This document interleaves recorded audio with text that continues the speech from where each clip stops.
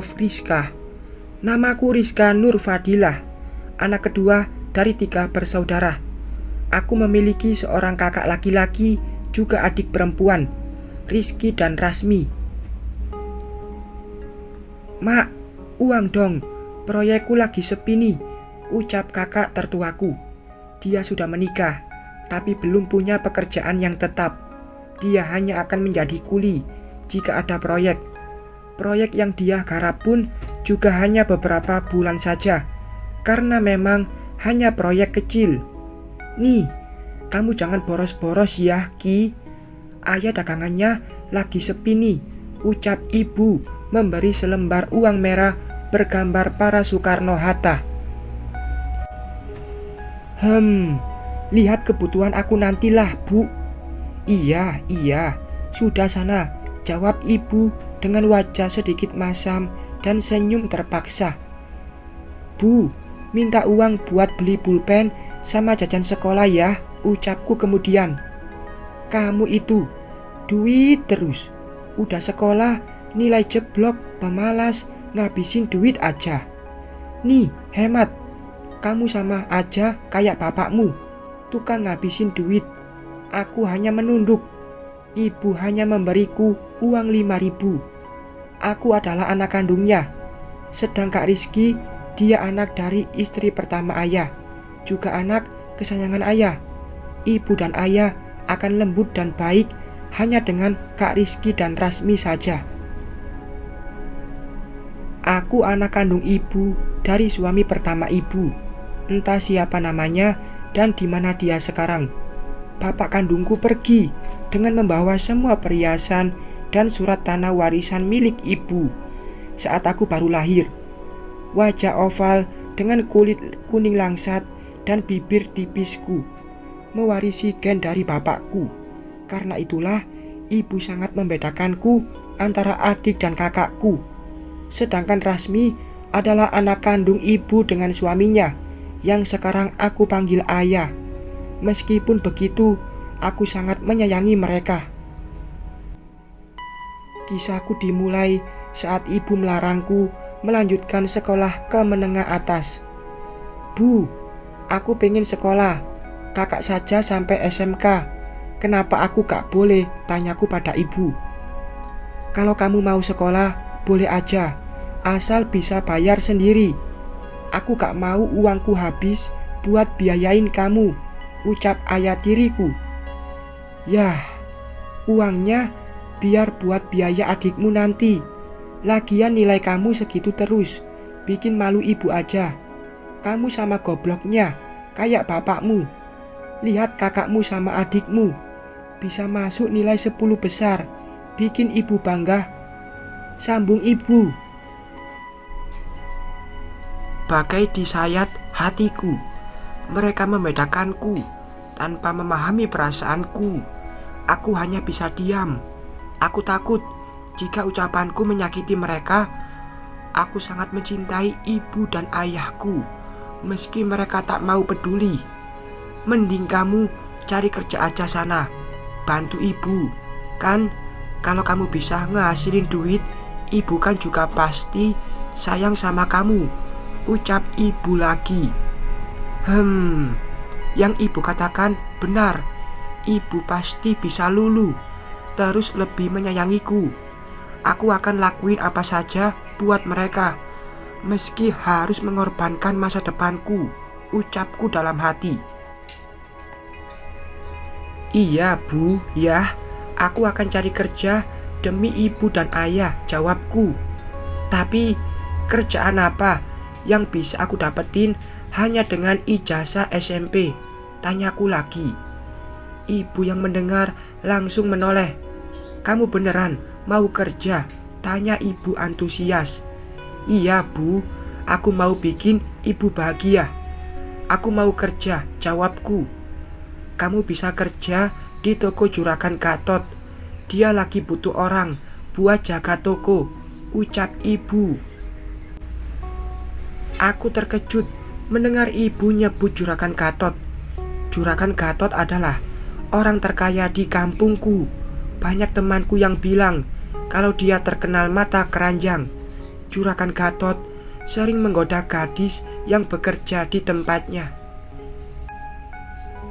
Kalau kamu sayang ibu, kamu pasti mau mendengar saran ibu.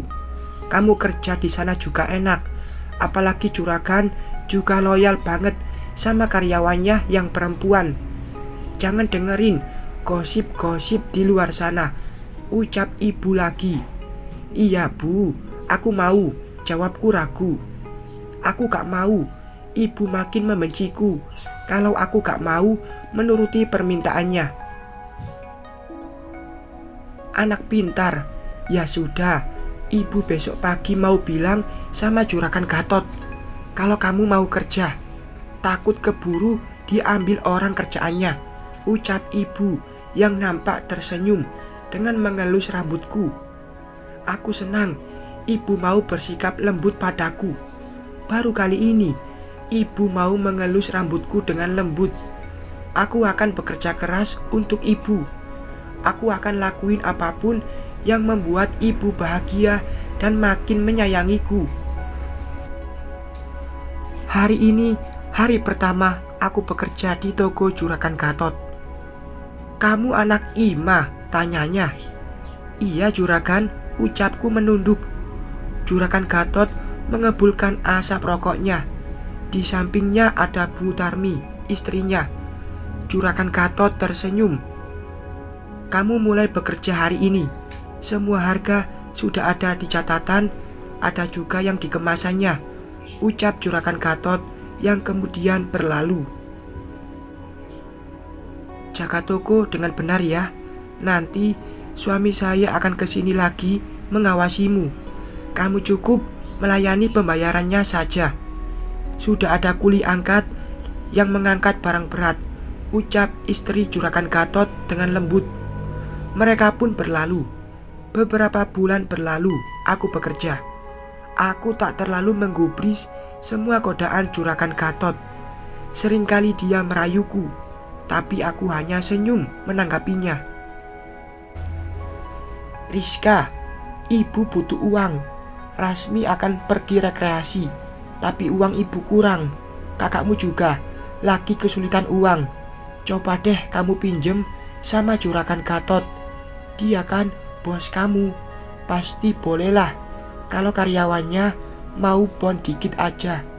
Ibu butuh banget, 2 juta aja, ucap ibu malam itu.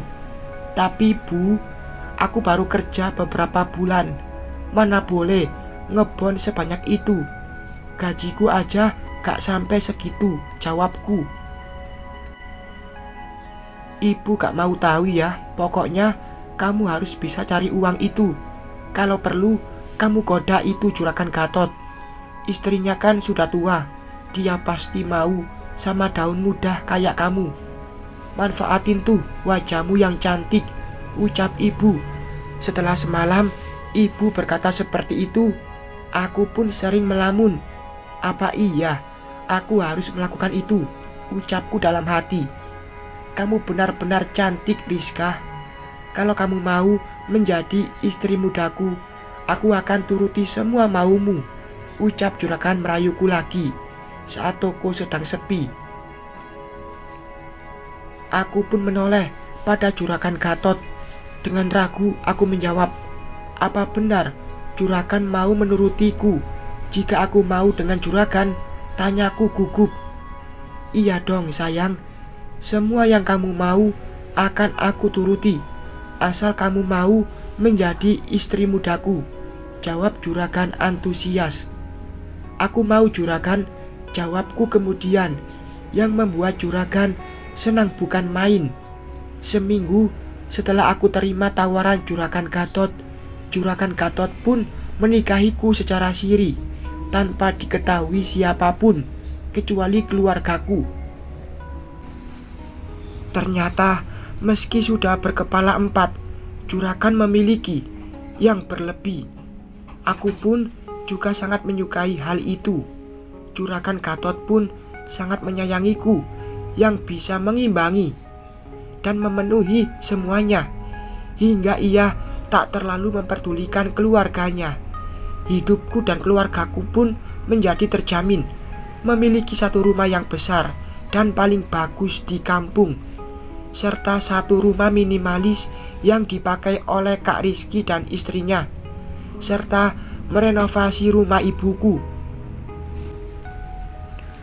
Aku yang bahagia pun tak peduli dengan istri Juragan Gatot yang menderita sakit-sakitan saat mengetahui pernikahan siri kami. Juragan pun sangat menyayangiku.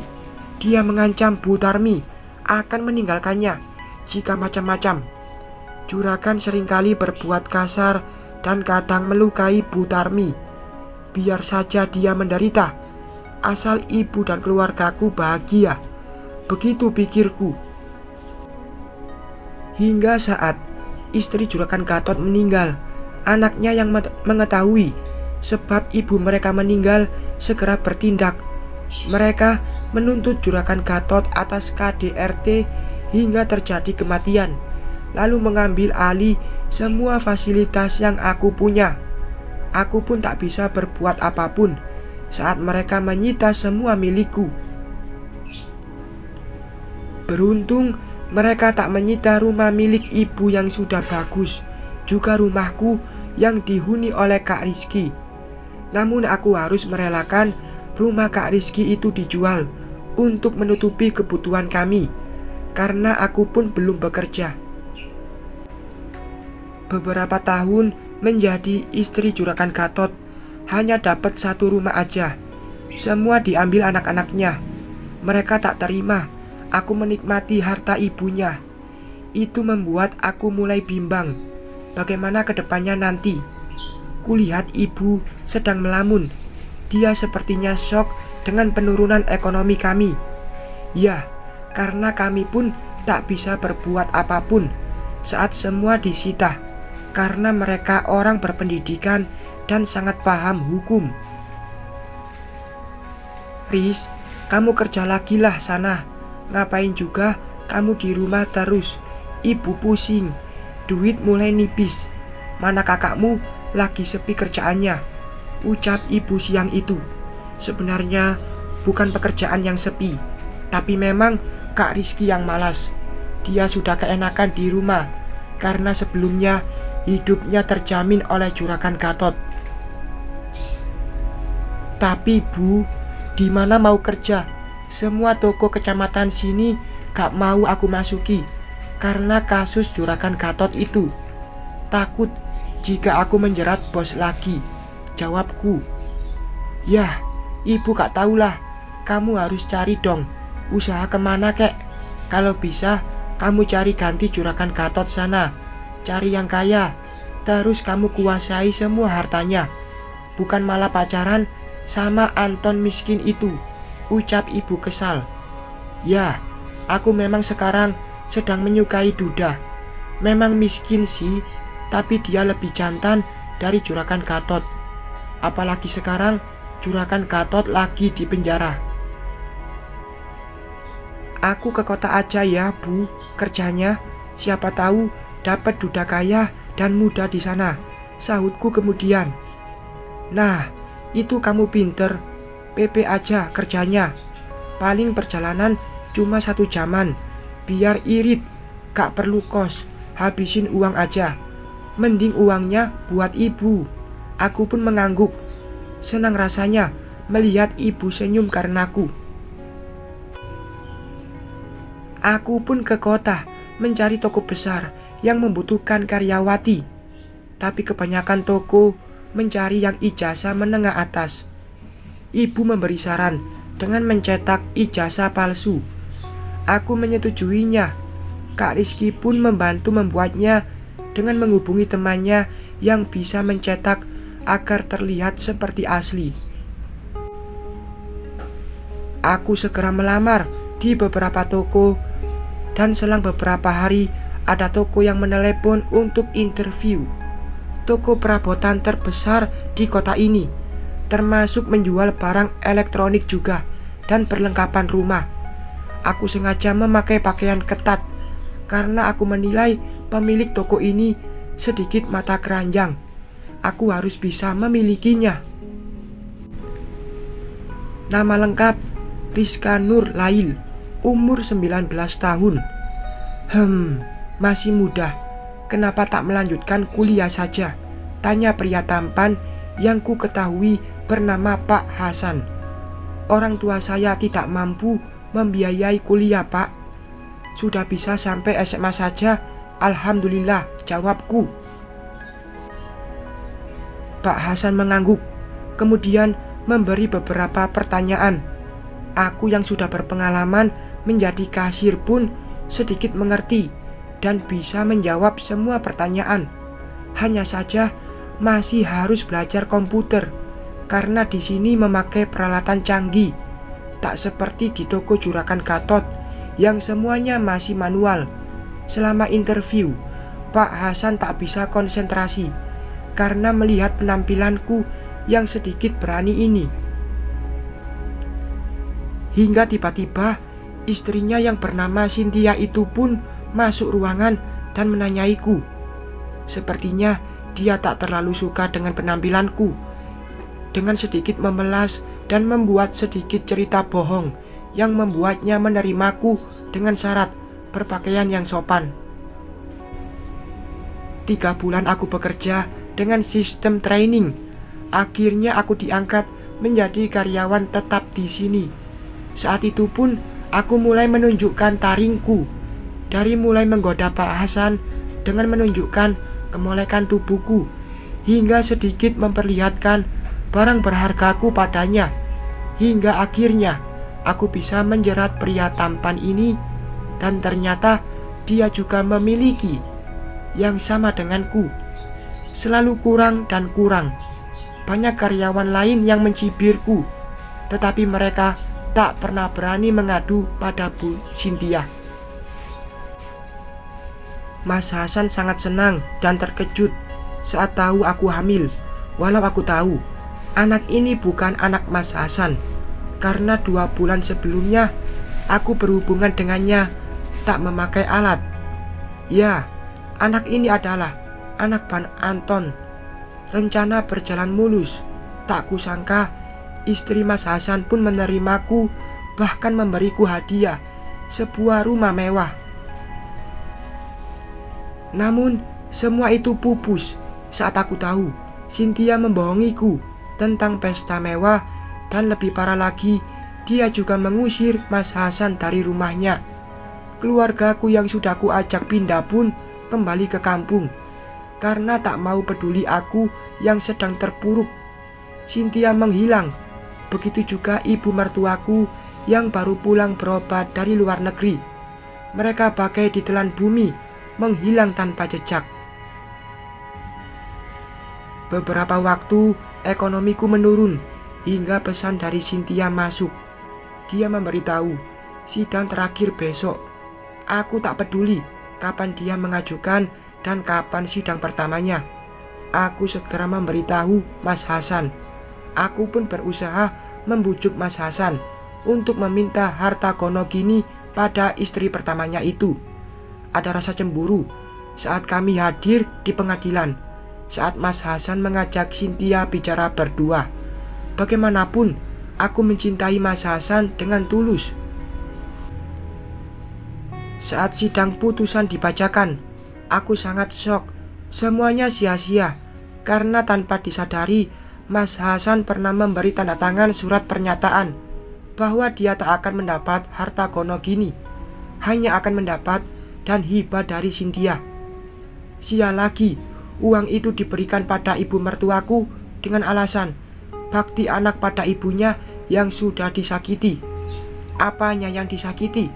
Bukankah aku yang akan bikin mertua bahagia karena bisa hamil cucunya meski bukan anak Mas Hasan, batinku. Baiklah, aku akan merebut uang milik Mas Hasan dari ibunya secara halus, karena aku sadar Mas Hasan akan sangat marah jika aku keras pada ibunya. Aku tak mau dia meninggalkanku yang sedang hamil, karena Anton pun juga sudah menikah dengan wanita lain dan kami jarang bertemu. Aku akan merebut semua milikku. Cynthia, aku gak terima kamu memiskinkan Mas Hasan dan membuat kami susah, ucapku dalam hati. aku bertekad mengganggu Cynthia dan merebut semua miliknya dan kembali membahagiakan ibu dan ayahku. Akan kubawa mereka ke sini lagi. Bersambung.